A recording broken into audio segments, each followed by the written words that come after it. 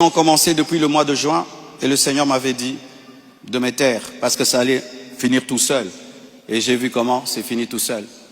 Mais il y a d'autres niveaux d'attaque. Dieu m'a dit là, tu vas parler. Soyez en paix. Dieu m'a donné la sagesse de parler maintenant. Soyez en paix, respirez.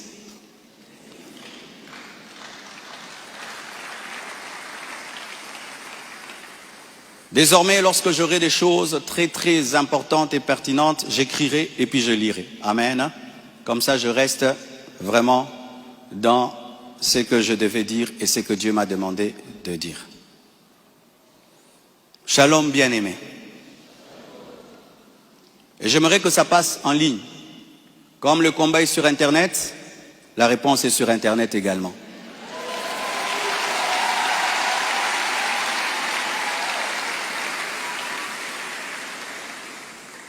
Je n'avais pas l'intention de m'exprimer publiquement à ce sujet, mais voyant le plan manifeste de l'ennemi, de s'aimer la division et de tenter de déstabiliser la communauté CREFEM, j'ai été conduit à sortir de mon silence. Et cela se fait aujourd'hui dans toutes les extensions compassion dans le monde. Les pasteurs vont parler en résumé ce que je suis en train de dire ici, car les fidèles ont besoin de réponses. S'il ne s'agissait que de moi, j'aurais gardé le silence, car de telles choses me sont souvent arrivées. Mais puisque l'honneur de l'Église et la paix de plusieurs sont en jeu, je dois parler, car il y a un temps pour se taire, un temps pour parler. Suite au décès de mon épouse Blanche, j'avais pris l'initiative de faire construire une maison pour ma belle-mère en mémoire de sa fille. Et c'était ça le plan, d'ailleurs. Je ne sais pas s'il y a les photos. C'était ça le plan de cette maison R+1. Par amour pour elle, par amour pour sa fille, en mémoire d'elle. Sur la parcelle, ma parcelle qui est à Bibois, 10 mètres sur 30 que j'allais lui donner. 10 mètres, 15 mètres sur 30, ou 10 mètres sur 30, j'ai oublié. Alors, lorsque j'ai décidé de le faire, le projet était déjà en cours avec son fils et un architecte, d'ailleurs celui qui est en train de nous construire ici. J'ai décidé d'en informer également la branche paternelle de la famille, pour des raisons de transparence. C'est alors que l'on m'a demandé de donner la même chose en espèces pour la famille paternelle. Ça veut dire l'argent que je vais dépenser pour construire cette maison pour la maman, que je donne aussi la même somme du côté du papa. J'ai expliqué que je ne pouvais donner que 250 000 $ pour l'ensemble des deux familles, considérant que je n'ai qu'une seule belle famille et qu'il leur revenait de se répartir cela entre eux. Mais à ma grande surprise, on m'a dit que la maison était considérée comme un cadeau que Blanche avait promis un jour et qu'elle ne comptait pas donc dans l'héritage. Ils exigeaient donc une somme supplémentaire pour atteindre un total de 800 000 $. Par ailleurs, certains membres de leur famille ont contesté ma désignation légale comme liquidateur de mes propres biens, réclamant que ce rôle soit attribué à ma belle-mère. Ce que j'ai catégoriquement refusé, car cela ne respecte ni le droit ni l'équilibre. Comment je peux être vivant et c'est quelqu'un d'autre qui va liquider mes biens? Ils m'ont également reproché d'avoir exprimé pendant le deuil ma volonté de ne plus me remarier, une déclaration faite sous le choc et la douleur, car lorsqu'on pleure, on dit des choses, en prétendant que j'avais menti parce que j'ai finalement choisi de reconstruire ma vie. L'un d'eux m'a même dit que je devais rester veuf jusqu'à ce qu'ils reçoivent leur héritage. 2 réunions ont eu lieu entre moi et une partie de ma belle famille. Malheureusement, aucun accord n'a pu être trouvé. Ils m'ont officiellement réclamé 800 000 $ au travers de mes avocats, tandis que j'avais proposé 250 000 $ à l'amiable, par amour, par respect et pour honorer la mémoire de Blanche. Cela alors même que dans ma famille Tounassi, les biens sont toujours laissés à 100% aux orphelins, car c'est là une autre coutume, nous ne dérangeons jamais les veuves ni les veufs, tout est donné aux orphelins. Suite à cette impasse, nous avons lancé un inventaire légal de mes biens, conformément au code de la famille en RDC, dans le cadre d'un régime de communauté de biens avec 4 héritiers. À ce jour, leur part est estimée à moins de 150 000 $, car certains biens que nous avons, certains ont été mis totalement au nom des enfants, et nous, on n'est que des représentants, mais ce n'est pas à nous. Et d'autres biens ont été donnés à l'orphelinat. On a vendu notre parcelle de Limété à l'orphelinat à un prix cadeau. Donc, c'est 150 000 $, donc inférieur à ce que j'avais volontairement proposé. Les calculs d'ailleurs sont en cours jusqu'à aujourd'hui parce qu'ils considèrent que ce n'est pas le bon chiffre. Mais alors que les discussions entre avocats étaient en cours et que j'étais en voyage, certains ont choisi la voie de la diffamation publique. Leur objectif, me nuire personnellement et anéantir le ministère. Ils me l'ont dit clairement, que nous allons détruire ton ministère, nous allons détruire ta réputation, nous allons détruire l'Église. Récemment, un numéro anonyme d'Afrique du Sud m'a confirmé ce plan. La personne a affirmé détenir plusieurs enregistrements vocaux dans lesquels Blanche était en train de se confier à sa maman. Et un jour, je parlerai de tout ça, mais pas maintenant. J'en parlerai dans 1 mois, 6 mois. Un jour, je parlerai de tout ça. Ces paroles arrachées de leur contexte et de leur timing, me faisant passer pour un mauvais mari, notre couple pour un couple détruit, alors que la plupart d'entre vous ici, vous savez combien nous nous aimions, mais dans chaque couple, il y a des temps, des fois, des petites frictions, comme dans tous vos couples, et en 18 ans, jamais nous n'avons parlé de divorce, je ne l'ai jamais frappé, je ne l'ai jamais insulté, je ne l'ai jamais tapé. Après 18 ans de mariage, je lui ai redemandé en mariage. Je suis allé prêcher dans l'église de mon fils Olivier, au Botswana. Tout ce qu'il m'a donné pour me bénir, je lui ai acheté une bague en diamant et je lui ai redemandé en mariage. Elle avait même témoigné dans une émission ici. Quand vous voyez ces dernières vidéos, cette femme était heureuse, était épanouie. Aujourd'hui, on veut changer toute cette belle histoire en un couple détruit. C'est totalement faux.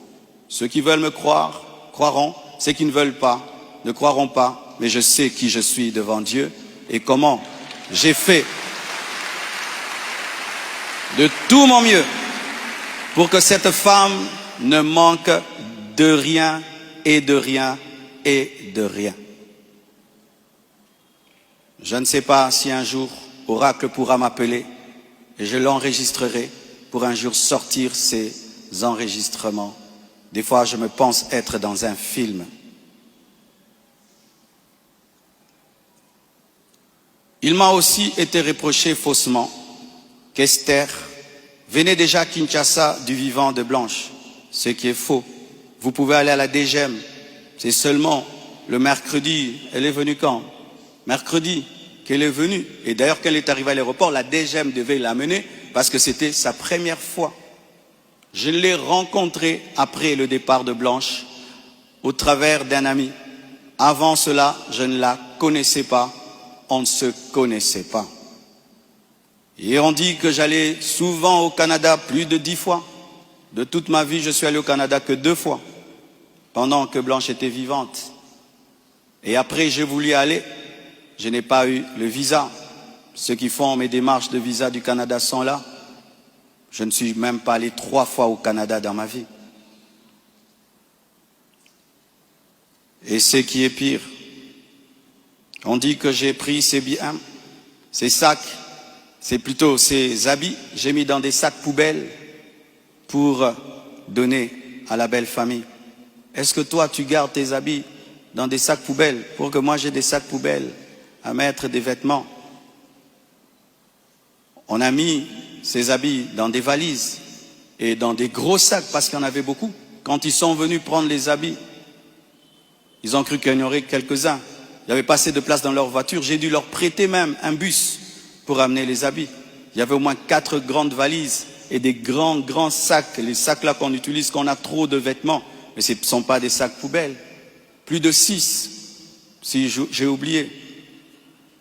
J'ai même la photo, je compte parce qu'il faut être précis. C'est ça, 4 valises et 1, 2, 3, 4, 5, 6 grands sacs. Et si certains doutent, je vais vous envoyer tout ça au président des départements. Vous aurez ces photos. Tout ça pourquoi?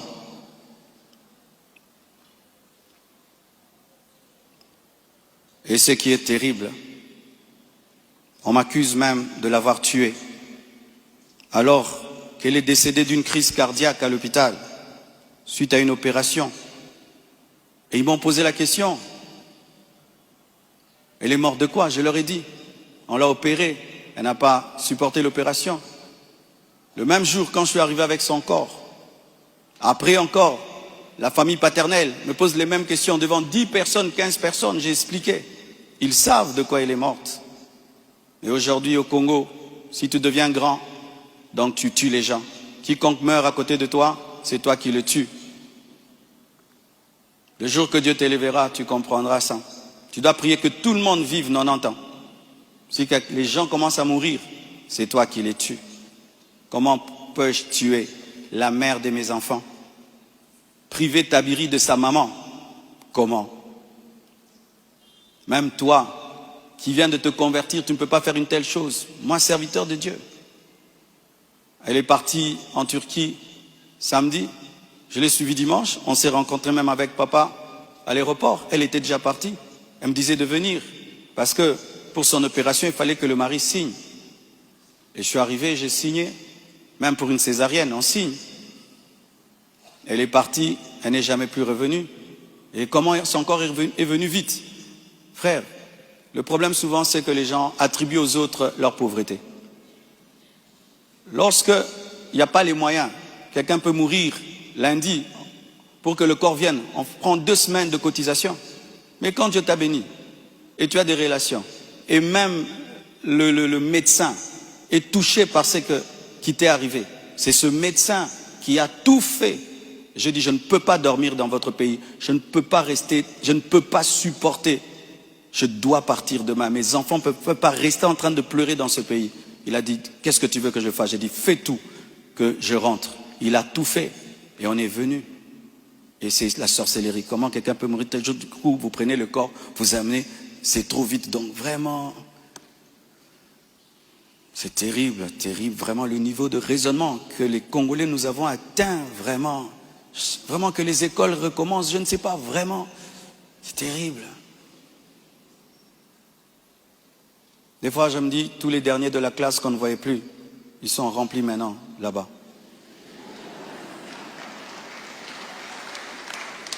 Et vous savez, le dernier de la classe, le professeur donne un cours de 2 heures du temps, et puis il a 1 sur 10.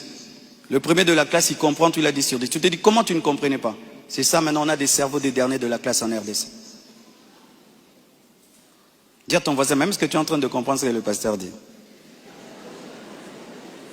Il faut vérifier, hein. Peut-être tu es un dernier de la classe à côté de toi.